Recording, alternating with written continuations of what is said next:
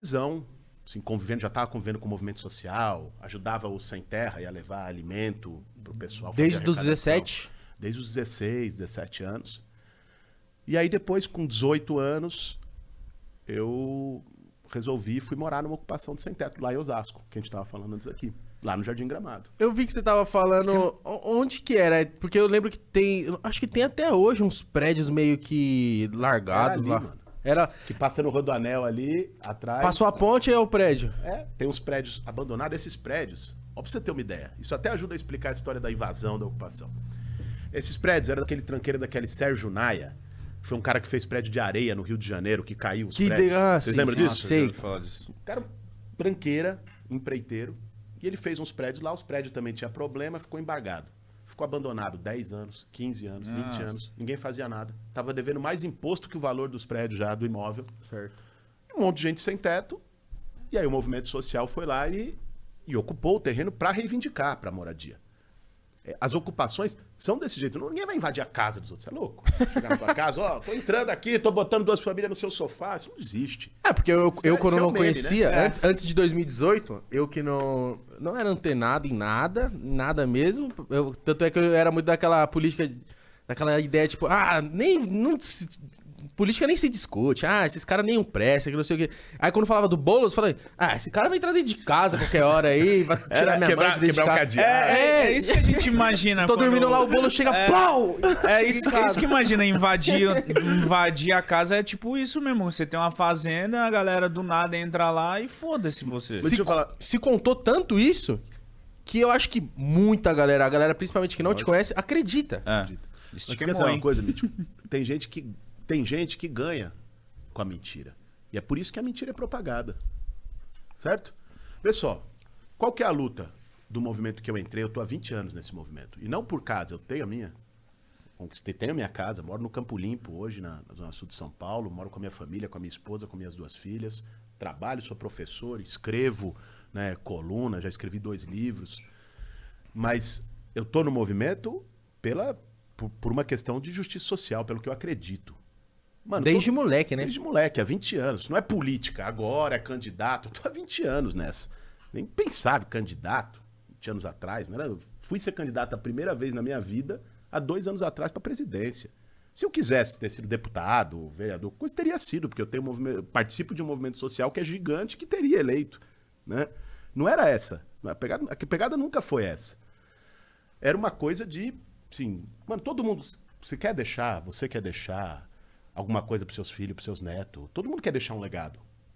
Todo mundo quer ter um sentido para vocês. Pô, vocês estão fazendo aqui o trabalho de vocês. Eu acho que não é só por grana. É uma coisa que dá tesão, que dá sentido, que para vocês é importante. É uma coisa... Mano, todo mundo busca alguma coisa que dê sentido pra sua vida. Senão não ia vir. 1h30 de Osasco. Pô, pelo amor de Deus. Né? Um rolê do caralho. Se fosse só por fazer, assim, aí o movimento é o seguinte. O movimento, cara, não sai...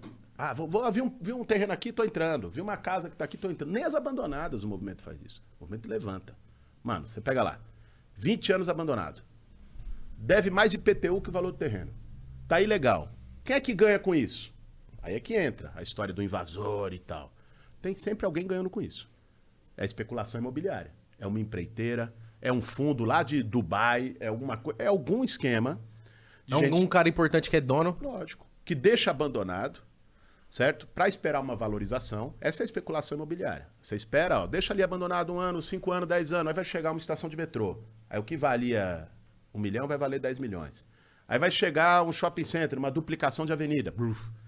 É assim que os caras jogam no mercado imobiliário. Lá em Osasco foi assim, porque Osasco cresceu muito. Antes não tinha shopping, foi tipo, tinha só o Plaza, depois teve o União, o Super Shopping, acho que foi...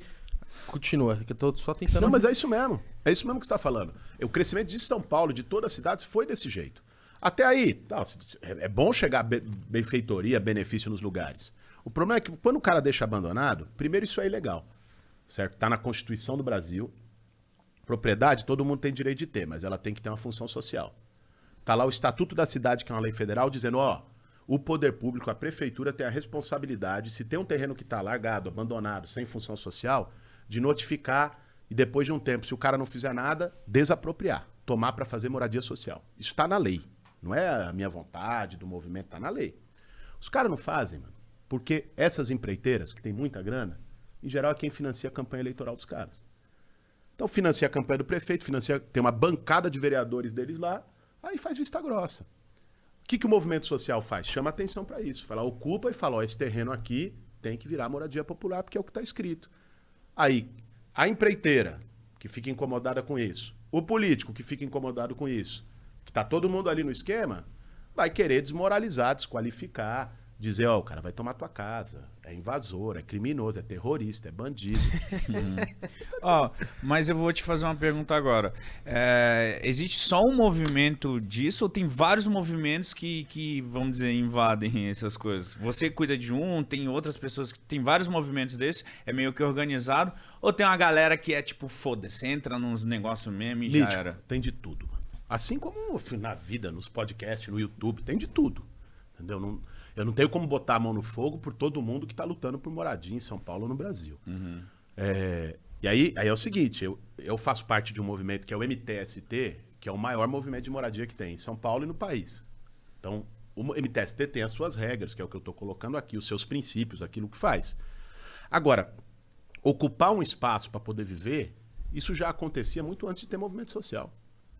Pega a maior parte dos bairros de periferia de São Paulo e de Osasco e da região metropolitana é ocupação. Surgiu assim. Surgiu, e não era de movimento, o movimento chegou com a bandeira. Não, foi o próprio povo que, sem alternativa, foi chegando, a imigração, gente vindo de todo lugar do Brasil para conseguir emprego em São Paulo.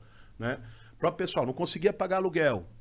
Né? Você não tem uma casa própria. Você acha que alguém que ganha um salário mínimo vai chegar num banco e conseguir um financiamento imobiliário? Nem lascando. Tem um vizinho da minha mãe que ele mora assim, na rua. Como? Ele chegou, não era nada, era só barro, ocupou. Tem vários. E é dele. É bairro inteiro. Tem um monte de bairro.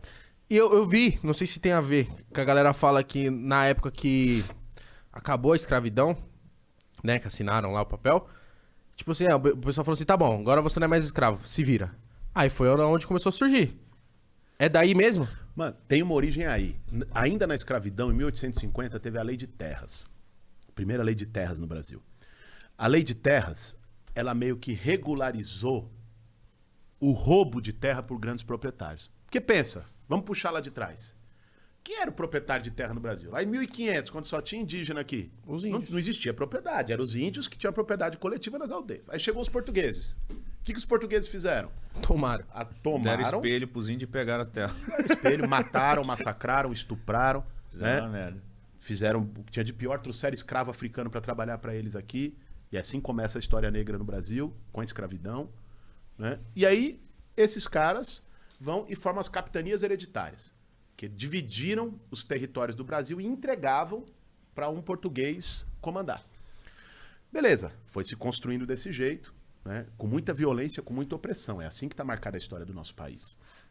E aí, em 1850, a Lei de Terra meio que, vamos dizer assim, fundou o cartório. Ela foi e regularizou isso. Falou, ó, esse deram para você, então esse aqui é teu. Assinou. Esse aqui é teu. Esse aqui é do outro. E aí, uma coisa que as pessoas pensam, pô, o proprietário, o cara trabalhou pra caramba pra ter. Só chegou. Ganhou da coroa assim, desse jeito, e ganhou um estado inteiro, ganhou um latifúndio de não sei quantos mil quilômetros quadrados. Assim, isso foi a Lei de Terra de 1850. Aí, quando os escravos são liberados a partir da Lei Áurea, né, foi liberado, mas não deu os meios para que pudessem sobreviver dignamente. Então, porque eles não tinham nada, né? Não deu terra para ele trabalhar. Aí, o fim da escravidão no Brasil já foi um processo que inaugurou o racismo estrutural que existe hoje, que marginalizou a população negra. Começou aquela corrida impossível de alcançar. Claro. Então assim, tudo bem, acabou a escravidão. Excelente. Agora, foi aquela abolição mais ou menos, né? Como as transições do Brasil, mano, historicamente, você vai ver a história do Brasil, toda a transição de um regime para o outro é meio um acordão, entendeu? É por cima e tal, é de cúpula, faz um esquema aqui, mas não vai, mas nisso não mexe, nisso não mexe. Sempre assim, a elite brasileira sempre encontra um jeito de deixar o povão de fora. De continuar na elite. De sempre continuar na elite. Foi